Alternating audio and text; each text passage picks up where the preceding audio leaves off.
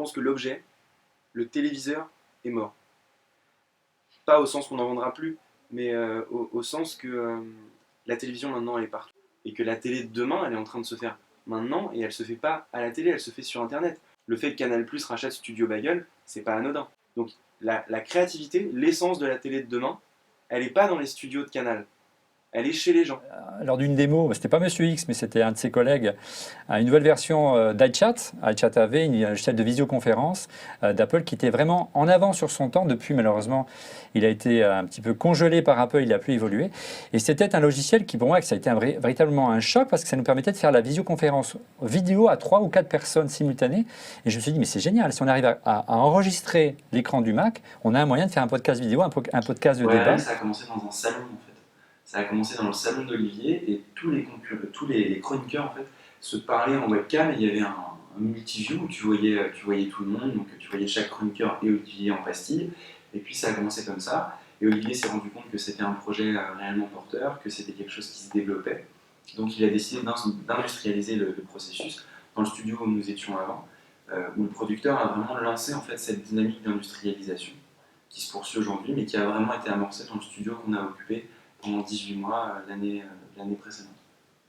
Maintenant, tu peux faire ton émission de télé chez toi, dans des formats qui n'existaient absolument pas avant, et avoir un succès qui est plus qu'un succès d'estime. En fait, ce qui est assez intéressant, c'est que l'émission n'existe pas, sauf 1 heure par semaine quand on la tourne. Sinon, en fait, ce qu'on fait, c'est qu'on travaille chacun de chez nous, on s'appelle beaucoup.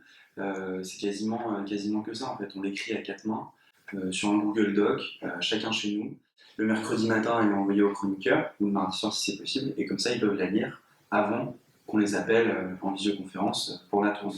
Et notre plus-value par rapport aux autres, c'est justement qu'on connaît extrêmement bien notre audience, qu'on reste très accessible puisqu'on n'est pas englobé dans une logique de chaîne de télévision, on n'a pas une hiérarchie qui fait qu'on est injoignable et qu'on ne peut pas nous parler. Donc on reste en fait très proche de nos partenaires. Clavier iPad de Logitech, le Case to Go, le voici, regardez, il est de toute beauté, il se décline en 3 couleurs. 10 exemplaires sont offerts par notre partenaire Logitech. Je pense que c'est pour ça qu'ils viennent chez nous aussi, et parce qu'ils ont une certaine exclusivité, puisqu'ils vont pas ils vont vraiment être intégrés au programme. Et pas... Est-ce que la télé va mourir?